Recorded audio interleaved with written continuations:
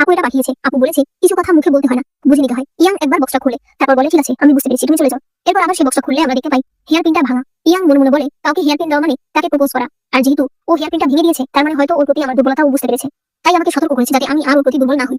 একটু পর মুদান বাড়িতে আসে, দেখা যায় ইয়াং সুশির সঙ্গে কথা বলছে। সুশি বলে ইয়াং এর জন্মদিন, তাই আমি চাই তুমি মানে তোমার দোকানের সবাই ওর জন্মদিনের আয়োজন করো। মুদান ইয়াংকে বলে আমি যে আপনাকে উপহার পাঠিয়েছিলাম আপনি কি দেখেছেন? আপনি নিশ্চয়ই বুঝতে পেরেছেন আমি কি বলতে চেয়েছি। সুশি বলে দেখো আমি জানি তোমাদের বিয়েটা মিথ্যা, তাই আমার সামনে নাটক করতে হবে না, তুমি যা বলতে চাও সরাসরি বলতে পারো।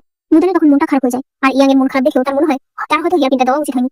এরপর মুদান আর তার দোকানের সবাই মিলে ইয়াং এর জন্মদিনের জন্য পুরো বাড়ি সাজাতে থাকে। বিকালবেলা অনুষ্ঠান শুরু হয়ে যায়। মুদান দূর থেকে এগুলো দেখছিল। হঠাৎ করে সুশি ইয়াং এর গলা ধরে শুয়ে পড়ে। মুদান এটা দেখে আর সহ্য করতে পারে না, সে সেখান থেকে চলে আসে। ইয়াং সুশিকে বলে তুমি বেশি ড্রিঙ্ক করে ফেলেছো। সুশি বলে না, আমি অনেকদিন ধরেই তোমাকে এই কথাগুলো বলতে চাইছি, একদিন না একদিন তোমাকে বিয়ে করতেই হবে, বিয়ে করার জন্য আমি তোমার জন্য পারফেক্ট। ইয়াং বলে আমি সারা জীবন তোমার বড় ভাই হয়ে থাকবো, আমি কখনো তোমাকে বিয়ে করতে পারবো না, আমি দোয়া করি তুমি যেন এমন কাউকে খুঁজে পাও যে তোমাকে ভালোবাসবে এবং তুমিও তাকে ভালোবাসবে।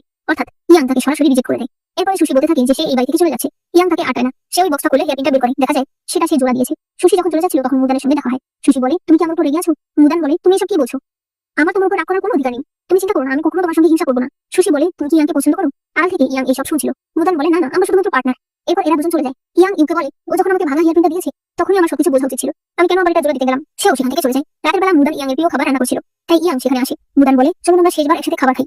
ইয়াং বলে তোমার সঙ্গে আমার কোনো ঝগড়া হয়নি, তাহলে শেষবার মানে? মুদান বলে আমি ফ্রেগ্রেন্স গার্ডেনে চলে যাচ্ছি। ইয়াং বলে এই প্যাভিলিয়ন খালি থাকবে, তোমার যখন ইচ্ছা হবে তুমি চলে এসো। মুদান বলে আমি আর আসবো না, আমি তো চলে যাচ্ছি, তাই আমার ডিভোর্স লেটারটা পাঠিয়ে দিন। ইয়াং এই কথা শুনে উঠে পড়ে। এরপর আবার বলে যদি ভবিষ্যতে কখনো দরকার পড়ে তাহলে অবশ্যই আমাকে বলো।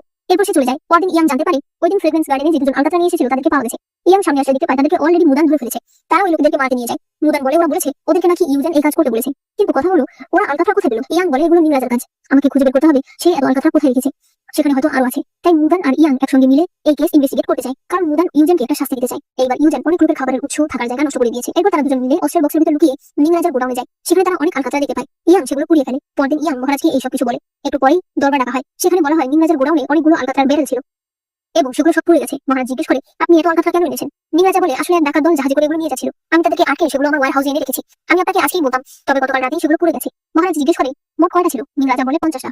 একজন মুচি বলে তবে ওয়্যার হাউসে শুধুমাত্র 48টি ব্যারেল পাওয়া গেছে। ইয়াং বলে তাহলে বাকি দুটো কোথায়? আমাদের রাজ্য তো অনেক বিপদে আছে নিংরাজা, আপনি কি জানেন আমার স্ত্রীর সাদের বাগান পুড়ে গেছে, সেটাও আলকাতরাই আগুন লেগেছে।